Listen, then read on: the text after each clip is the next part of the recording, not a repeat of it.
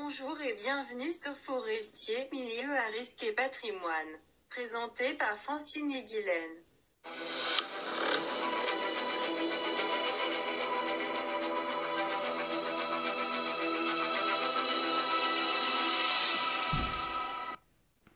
Bonjour Francine. Bonjour Guylaine. Aujourd'hui, on va parler des milieux infestés d'insectes. Hey, moi j'avais tellement hâte de parler de ça avec toi. Ok. Bon, on a fait nos recherches et on a trouvé quelques lieux infestés par toutes sortes d'insectes. Effectivement, on va commencer par le Sénégal qui est infesté de sauterelles.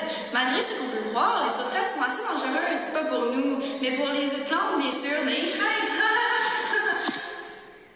Ok.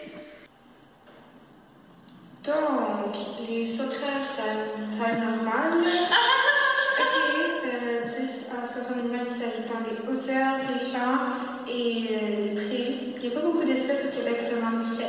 Ben, c'est quand même beaucoup. Si tu veux.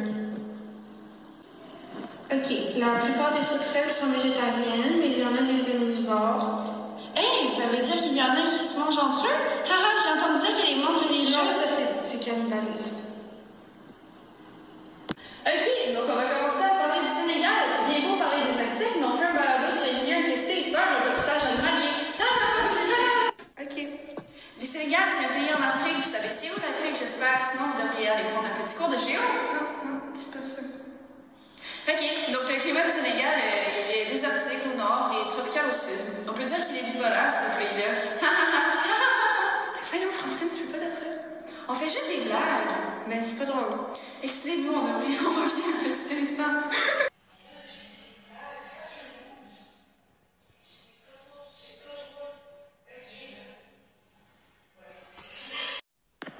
Ok. Revenons au Sénégal. Donc, on parle des pays infestés d'insectes, alors c'est sûr que ça touche les productions agricoles. Oui, donc les principales productions agricoles sont les arachides, le coton, le mil, le sorgho, le maïs, le riz, le nibé et le manioc. Ouais, donc le Sénégal est un pays en développement. Il y a plusieurs risques naturels là-bas, comme la sécheresse, les inondations. Oui, je sais à quoi vous pensez, c'est totalement le contraire, mais je vous ai dit, c'est un pays bipolaire. T'arrêtes ça avec tes blagues? Moi, je me trouve drôle en tout cas. Oh, je t'ai même pas dit qu'un des risques naturels était l'infestation d'insectes. C'est le thème du balado. Oui. Ok, j'en ai vraiment marre tellement je ris.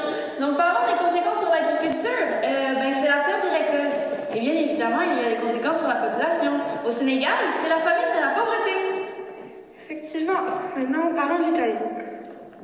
Oui, l'Italie est un pays infesté de cochonneries. En Italie, il y a beaucoup de producteurs de vin. Les cochonneries sucent la sel des vignes.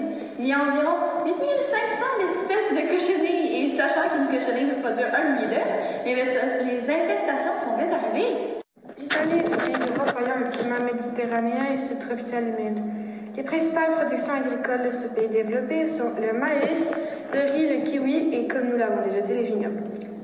Oui, les risques naturels en Italie sont les séismes, les inondations et les éruptions volcaniques, ce qui cause des pertes de récoltes et l'endommagement de l'économie. Le risque artificiel est la dégradation du sol. Oui, maintenant que nous avons donné toutes les informations sur le pays, nous avons une invitée spéciale venant tout droit d'Italie. Bonjour! Bonjour, je m'appelle Elias Roy. Je suis allée étudier la bergerie en Italie et je suis devenue une fille traumatisée par les cochonneries. J'en ai ramené une en cadeau pour vous. Ah, malheureusement, tu es sur la ligne téléphonique, tu ne pourras pas nous la donner. Non, je l'ai envoyée chez vous, mais là, je crois qu'elle est morte, elle bouge plus. Ok, parle-nous de ton expérience maintenant.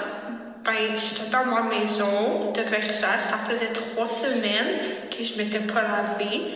Et là, je suis allée dehors voir mes moutons, puis les cochonneries ont mangé tout leur repas. Quand je suis revenue dans ma petite cabane, il y en avait une sur mon oreiller. Bon, d'accord, je pense qu'on en a assez entendu. Non. 1, 2, 3, viva l'Italie. Moi, je pense que oui. Bonne journée, Elias. C'est assez brutal. Maintenant, parlons de la Nouvelle-Zélande. Oui, c'est un pays développé situé en Océanie infesté de pucerons. Principales récoltes là-bas sont les kiwis et les pommes. Le climat est océanique, ce qui veut dire doux dans le nord et frais dans le sud. Venteux et pluvieux. Pluvieux genre la pluie et pas genre 45 et 46 ans. Continuons.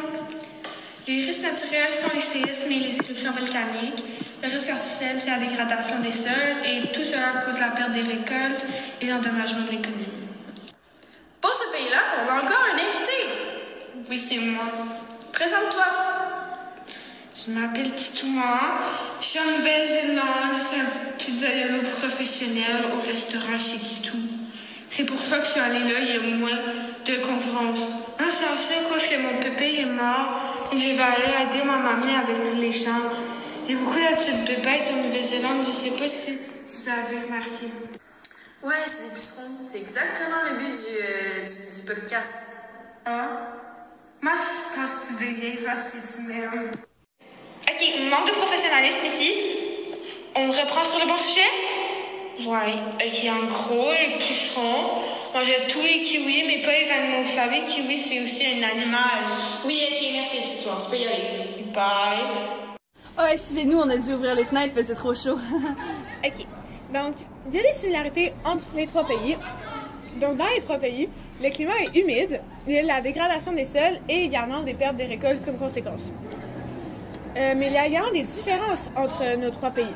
Donc, par exemple, les insectes qui infestent les terres agricoles sont différents et le continent où les pays se trouvent sont différents. Les productions agricoles sont différentes, le niveau de développement l'est également et le reste des risques naturels et artificiels l'est. Les conséquences sur la population sont différentes dans les trois pays également. Donc, c'est ça qui conclut notre podcast. Ouais, j'ai du bon fun avec toi, Glenn. Comment? Hein? Ouais, c'est ça. On en sort un autre mercredi prochain. Allez, écoutez ça. Tu vois ce que je fais pas là? Ok,